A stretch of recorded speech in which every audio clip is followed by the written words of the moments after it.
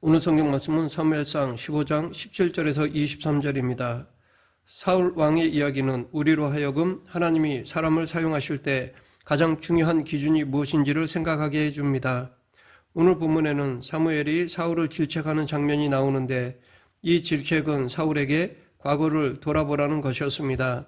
오늘 본문 17절 사무엘이 이르되 왕이 스스로 작게 여길 그때에 이스라엘 지파의 머리가 되지 아니하셨나이까. 여호와께서 왕에게 기름을 부어 이스라엘 왕을 삼으시고 하나님은 사울의 스펙을 보시고 그를 이스라엘의 첫 번째 왕으로 세우신 것이 아니라 그가 겸손히 스스로 자기가 보잘것없는 존재임을 인정할 때 하나님께서 그를 택하셨습니다. 하나님이 그를 왕으로 세우신 이유는 그를 사용하시기 위해서였습니다. 그런데 어느 날부터인가 사울의 태도가 달라졌습니다. 자꾸 전쟁에서 이기고 잘 나가다 보니까 그의 마음에 하나님이 없어도 나 혼자 알아서 할 수 있겠다라는 생각이 들기 시작하였던 것입니다. 여기서 깨닫게 되는 것이 하나 있는데 그것은 하나님께 쓰임받고 있다고 생각하는 그때도 복음 앞에 자신을 성찰해 봐야 한다는 것입니다. 사도 바울도 선줄로 생각하는 자는 넘어질까 조심하라 라고 하였습니다. 사무엘이 사울을 처음 만나 기름을 부을 때 사울은 겸손한 사람이었습니다.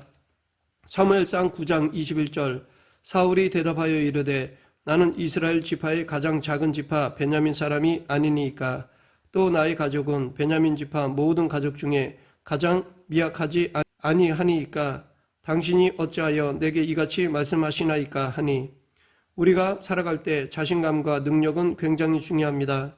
그러나 하나님이 우리를 쓰시는 것은 오히려 우리가 철저하게 하나님 앞에서 보잘것없는 존재라는 것을 인정할 때입니다. 그런 의미에서 하나님의 부르심을 받던 당시의 사울은 훌륭했습니다. 이것이 하나님이 그를 불러 쓰신 이유이기도 합니다.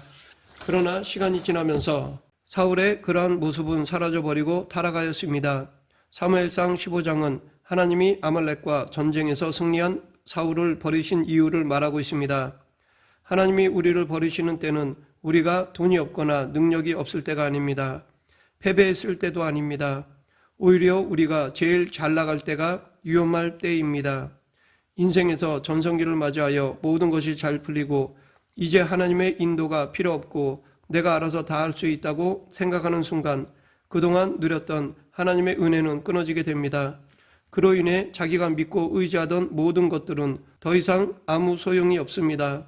왜냐하면 하나님이 우리를 떠나시기 때문입니다. 사실 하나님은 결코 먼저 떠나지 않으십니다. 우리가 하나님을 떠나고 버리니까 하나님은 우리를 놓아두시는 것입니다. 오늘 본문 11절 내가 사울을 왕으로 세운 것을 후회하노니 그가 돌이켜서 나를 따르지 아니하며 내 명령을 행하지 아니하였음이니라 하신지라. 사무엘이 근심하여 온 밤을 여호와께 부르짖으니라. 하나님은 사울을 보시며 마음 아파하셨습니다. 그 하나님의 마음을 아는 사무엘도 하나님을 떠난 사울을 보고 가슴 아파했습니다. 그래서 그는 온 밤을 부르짖으며 기도하였던 것입니다. 그러면 왜 사울은 끝까지 하나님께 충성된 사람이 되지 못하고 하나님이 사울을 왕 삼으신 것을 후회하시게 된 것일까요? 그 이유를 한마디로 12절에서 말하고 있습니다. 12절 자기를 위하여 기념비를 세우고 하나님께 영광을 돌리는 기념비가 아니라 사울 자신을 위한 기념비를 세운 것입니다. 처음 사울이 왕이 되었을 때 그는 하나님 보시기에 왕이 될 만한 사람이었습니다. 하나님은 사울을 왕으로 세우셔서 이스라엘 민족을 구원하기 원하셨습니다. 그는 왕이 되고 실제로 승승장구하였습니다. 이 모두 하나님이 주신 승리였는데 어느 날 사울은 지금껏 이뤄온 업적이 하나님이 아니라 자신의 것이라고 생각하기 시작하였습니다. 아말렉과 전쟁에서 그는 자신을 이기게 하신 하나님의 흔적을 지워버렸습니다. 그리고 나의 업적을 기리는 기념비를 세워야겠다라고 하고 그것을 세웠습니다. 이때부터 사울에게 문제가 생긴 것입니다. 삶에서 하나님의 흔적이 사라지고 하나님과 멀어지게 되어 더 이상 하나님의 능력이 그의 삶에서 나타나지 않게 된 것입니다. 이것은 정말 두려운 일입니다. 그런데 성경에는 또 다른 기념비가 나옵니다. 그것은 하나님의 역사를 기억하는 기념비입니다. 여호수아서를 보면 이스라엘 백성들은 가나안 땅에 들어가기 위해 요단강 앞에 서고 홍해가 갈라진 것처럼 요단강이 갈라지는 기적을 체험하였습니다. 그때 여호수아는 12지파와 제사장들과 함께 강에서 12돌을 취하여 기념비를 세웠습니다. 즉 하나님의 영광을 위해 기념비를 세운 것입니다. 처음에는 하나님을 잘 섬기다가 일이 잘 풀리니까 초심을 잃은 사람들이 참 많습니다. 그런 사람들에게는 성공이 복이 아니라 독인 것입니다. 성공이 오히려 자기를 해치는 것이 되고 만 것입니다.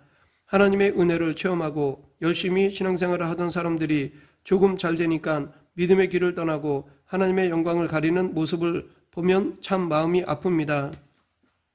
예수님은 누가복음 9장 23, 24절에서 또 무리에게 이르시되 아무든지 나를 따라오려거든 자기를 부인하고 날마다 제 십자가를 지고 나를 따를 것이니라.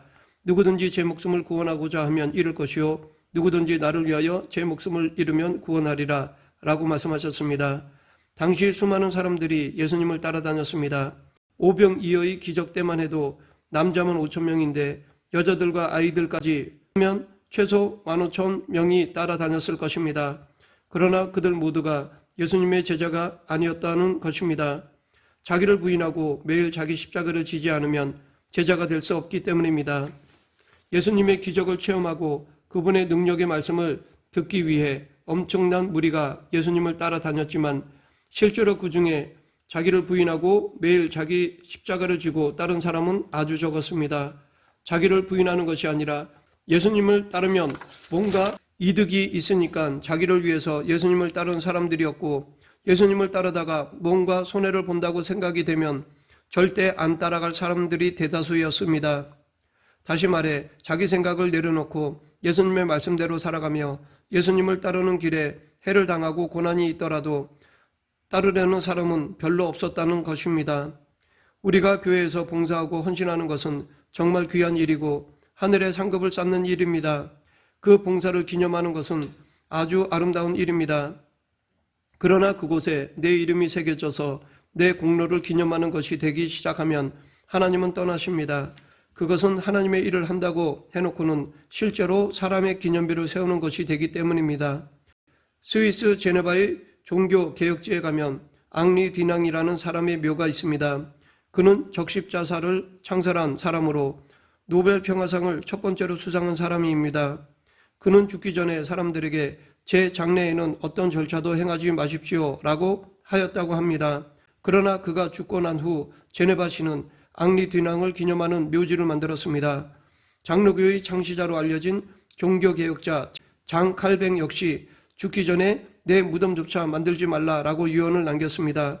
그렇지만 후대 교회들은 그 위대한 칼뱅의 무덤이 없다는 것이 너무나 안타깝고 초라하다며 그를 위해 기념비를 만들자고 하였습니다.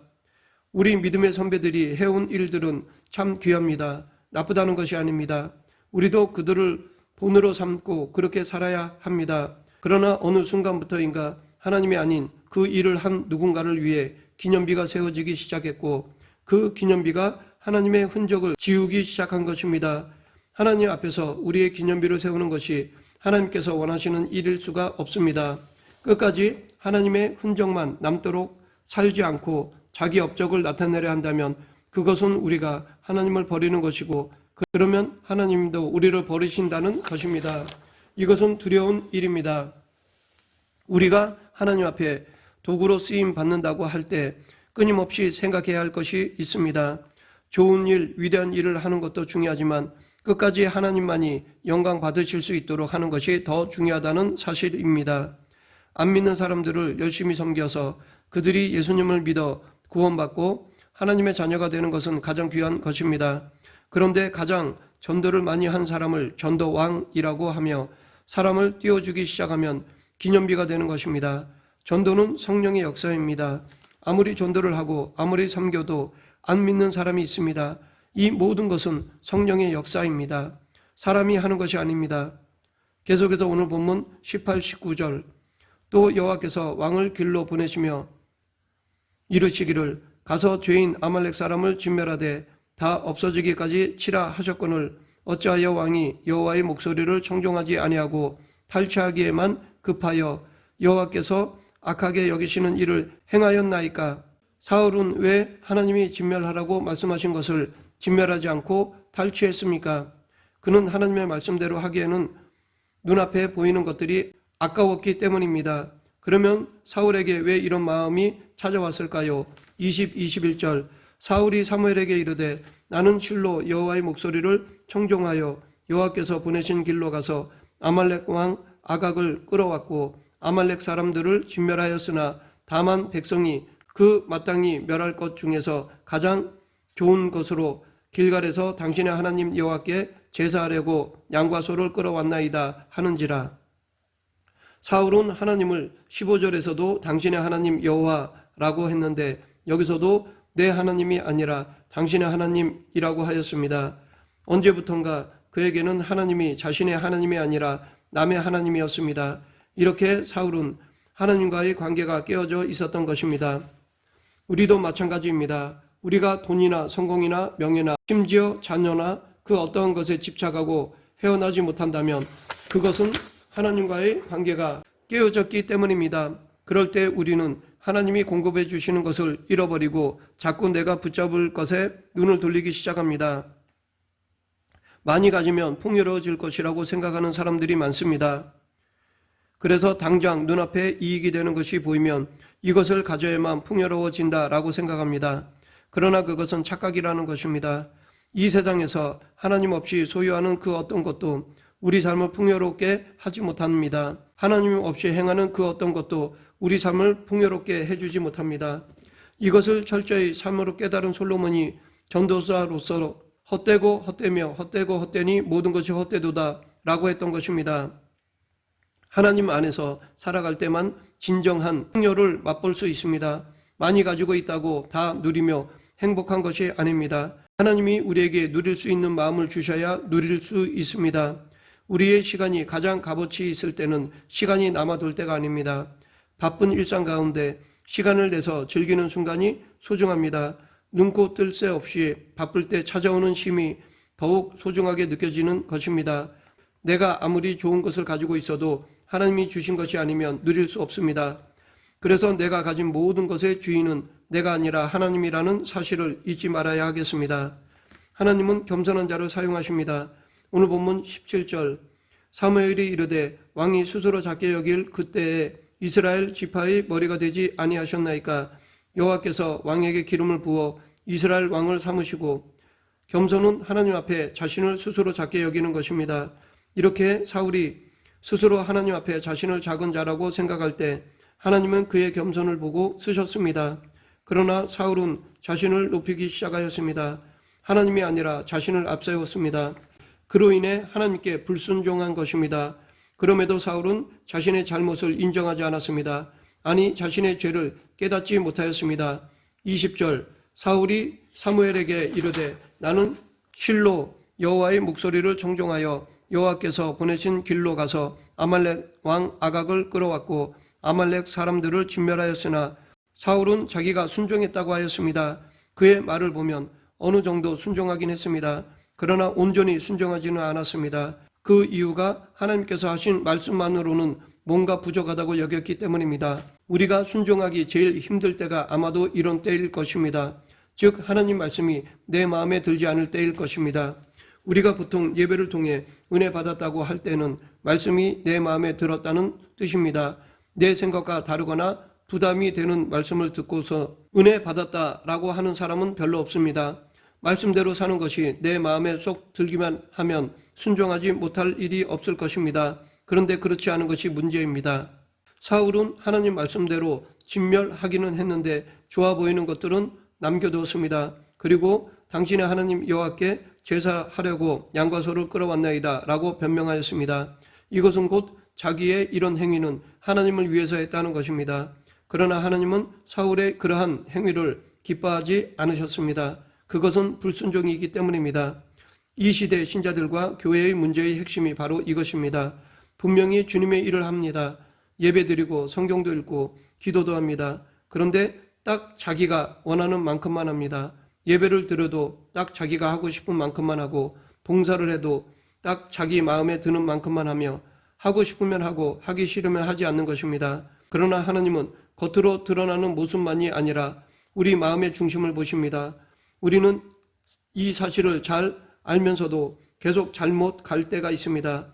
이럴 때 하나님은 우리에게 내 삶에서 누가 너희 왕이냐라고 물으실 것입니다.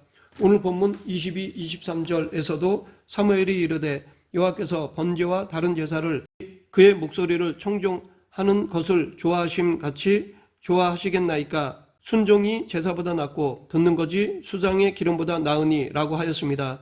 이것을 신약 성경에서는 이와 같이 행함이 없는 믿음은 그 자체가 죽은 것이라 라고 합니다. 즉 행함이 없으면 믿음이 아니라는 것입니다. 하나님이 아브라함에게 아들을 약속하신 후 25년 만에 아들을 주셨습니다. 그런데 그 아들을 죽여서 번제로 바치라고 하셨습니다. 놀랍게도 아브라함은 그대로 하였습니다. 순종은 이런 것입니다. 순종은 듣고 행하는 것입니다. 말씀을 맺겠습니다. 우리가 아무리 하나님의 일을 한다고 해도 하나님 말씀을 듣지 않고 내 마음대로 하면 그것은 순종이 아닙니다. 믿음은 하나님의 말씀을 잘 듣고 그대로 행하는 것입니다.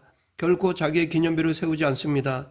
우리 모두 끝까지 순종함으로 하나님께 귀하게 쓰임받는 성도가 되길 간절히 축원합니다. 기도하겠습니다. 사랑과 은혜가 풍성하신 하나님 아버지, 내 중심이 아닌 철저히 하나님 중심으로 살아가며 오직 하나님의 영광의 기념비를 세우는 그리스도인이 되게 하여 주시옵소서. 예수님 이름으로 기도드립니다. 아멘.